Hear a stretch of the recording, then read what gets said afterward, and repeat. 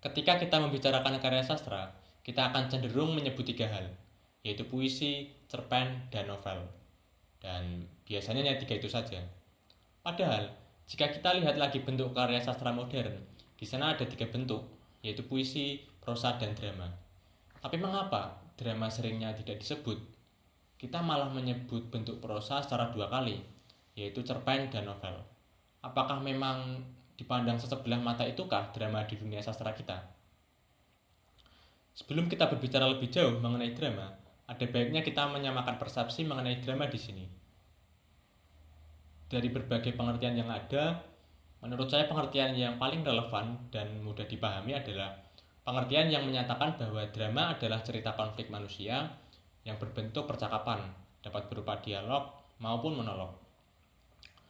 Di sini dapat kita ambil kata kuncinya adalah cerita, sehingga drama hakikatnya adalah cerita. Untuk proyeksinya dapat berupa film, drama audio, atau pementasan drama. Dari pengertian ini pula akhirnya terjawab pertanyaan yang tidak jarang muncul mengenai apa bedanya teater dan drama. Secara sederhananya, drama itu ceritanya, sedangkan teater itu pementasannya. Memang, jika kita membahas mengenai drama, sulit rasanya dipisahkan dari teater. Karena di awal perkembangannya, drama memang dibuat untuk kepentingan teater. Itu sebagai petunjuk pementasan. Di dunia teater, drama akrab disebut sebagai lakon. Karena beberapa menit ke depan saya akan banyak membahas mengenai teater, saya akan menyebut drama sebagai lakon, biar lebih enak saja. Lahir dan berkembang di dunia teater, akhirnya membuat lakon hari ini hidup di dua ranah, yaitu ranah sastra dan ranah teater. Di ranah sastra, kedudukan lakon sama seperti puisi dan prosa, yaitu sebagai bentuk karya sastra. Meskipun jika kita lihat lakon cukup menarik ya, dan cukup unik dibandingkan dengan dua saudaranya yang lain, bentuknya itu berupa percakapan, sehingga hal ini turut mempengaruhi kegiatan dalam menikmati sastra lakon. Puisi dan prosa, untuk menikmatinya secara utuh, umumnya hanya perlu membaca teksnya secara langsung. Sedangkan untuk sastra lakon, untuk menikmatinya secara utuh, diperlukan dipentaskan terlebih dahulu, karena memang tujuan awal dari penulisan naskah lakon adalah untuk dipentaskan.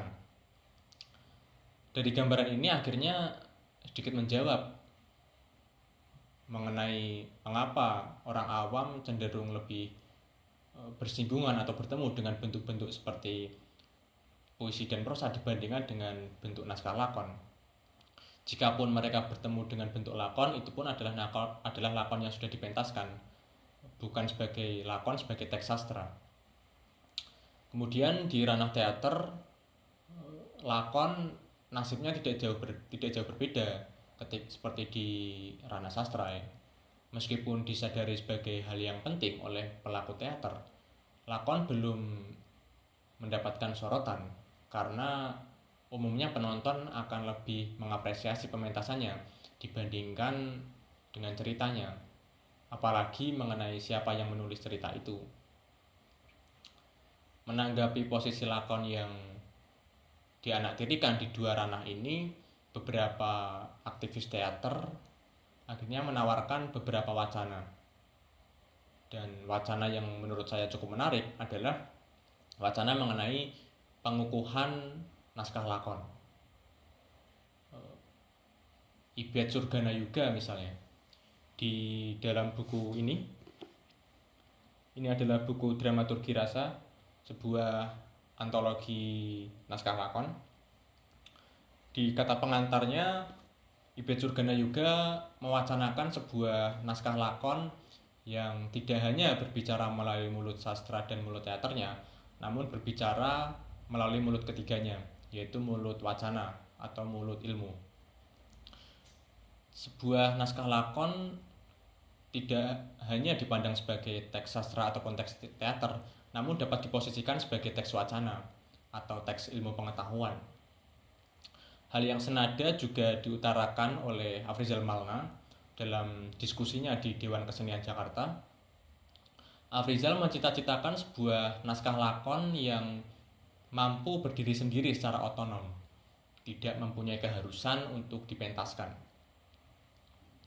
Nah, untuk mewujudkan wacana ini, salah satu upaya yang dilakukan adalah dengan mengajak para penulis lakon untuk menulis lakon dengan bentuk-bentuk baru yang berbeda dari sebelum-sebelumnya, sebuah naskah lakon yang dapat dibaca sebagai teks naratif namun dapat pula ketika hendak dipentaskan, tentunya dengan penyesuaian dengan dramaturgi. Kemudian upaya yang lain adalah dengan menerbitkan naskah lakon menjadi buku semacam ini. Menurut saya dengan menerbitkannya menjadi buku semacam ini, akhirnya naskah lakon dapat lumrah ketika dibaca menjadi sebuah teks wacana ya, atau teks biasa. Kemudian dengan membukukannya seperti ini, akhirnya kelangsungan dari naskah lakon itu sendiri juga dapat lebih terjamin, karena seperti yang sudah-sudah, naskah lakon bentuknya hanya berupa fotokopian yang dipinjamkan ke sana kemari dan pengarsipannya belum jelas. Sehingga melalui wacana ini akhirnya diharapkan kedepannya posisi naskah lakon menjadi lebih berdaulat statusnya.